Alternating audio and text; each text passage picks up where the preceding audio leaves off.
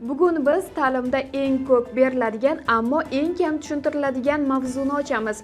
Xususiy universitetlar. Ota-onalar pul to'laydi, yoshlar esa kelajak deb umid qiladi.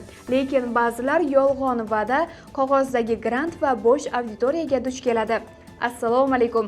Avlod media loyihasi YouTube platformasida ta'lim sohasida eng muhim ma'lumotlarni yetkazishni davom ettiradi. YouTube kanalimiz orqali ta'lim sohasining eng dolzarb ma'lumotlarini bilib borishingiz mumkin. Siz yoki farzandingiz xususiy universitetni tanlamoqchimi? Ehtiyot bo'ling. Har yili minglab odamlar rasmiy hujjati yo'q, sifatsiz yoki soxta universitetlarda o'qib, vaqti va pulini yo'qotmoqda. Bugun sizga 7 ta muhim tavsiyalarni beraman. Shular orqali xususiy universitetning chinakam qiymatini aniqlaysiz va aldanib qolmaysiz. Eng birinchi savol: bu universitet litsenziya bilan ishlaydimi? Rasmiy litsenziyasi bormi? Albatta tekshiring. So'rashdan uyalmang. Ayni vaqtda xususiy universitetlarni Oliy ta'lim, fan va innovatsiyalar vazirligining rasmiy axborot sayti, ya'ni Stat.edu.uz platformasi orqali ham tekshirishingiz mumkin. U yerda universitet haqida barcha ma'lumotlar bor. Yo'nalishlardan tortib talabalar sonigacha bilib olishingiz mumkin. Ikkinchi maslahat: chiroyli bino yaxshi ta'lim degani emas. Universitet binosi zo'r, interyerlari komfort, lekin ichkarida na sifatli ta'lim bor, na tizim. Ko'r-ko'rona remontga aldanmang. Amaliy tavsiyaga o'tamiz. O'qituvchilarning ro'yxatini so'rang, diplomlari va tajribasini tekshirib ko'ring. Darslar interaktivmi yoki ko'chadan chaqirilgan odamlar o'qityaptimi? O'qituvchilar doimiy ishlaydimi yoki o'zgaraveradimi? Savollar bering. 3 ta eng kuchli o'qituvchingiz kim? Video darslarni ko'rsating. 3-maslahat: reklama emas, talabani eshiting. Reklamalarda eshitishingiz mumkin: sifatli ta'lim, Yevropa darajasi, 100% grant, AQSh diplomi va boshqalar. Reklamalarni emas, talabalar fikrini o'rganing. Bitiruvchilar bugun qayerda ishlayapti? Universitet shunchaki pul ishlash uchun ochilgan joy emasmi? Rahbariyat faolmi? Jamoatchilikka ochiqmi?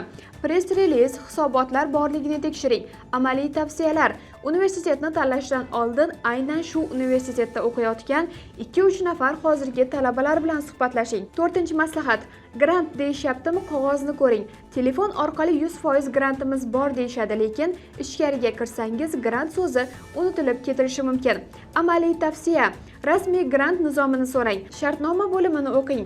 Grantning kafolatini so'rang. 5-maslahat: kontrakt arzonmi? Kontrakt yildan yilga oshadimi? Grant, chegirma, stipendiya olishning shartlari aniq yozilganmi? To'lov kechiksa nima bo'ladi? Shartnoma bekor bo'lsa pul qaytariladimi?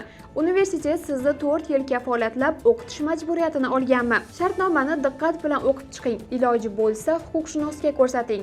6-maslahat: o'qishdan keyin ish topsam bo'ladimi? Eng muhim savol. Universitetda amaliyot bazasi bormi? Bitiruvchilarga ishga joylashishda yordam beradimi? Klublar, treninglar, real loyihalar bormi? Chet eldagi hamkor universitetlar transfer imkoniyatlari, double degree mavjudmi? So'rang. Oxirgi bitiruvchilarning ish joyi bo'yicha statistikani ko'rsata olasizmi? 7-maslahat: siz uchun xususiy universitet qabul jarayonidan so'rashingizda kerak bo'ladigan eng muhim 30 ta qo'shimcha savollarni opisaniyada qoldirdik.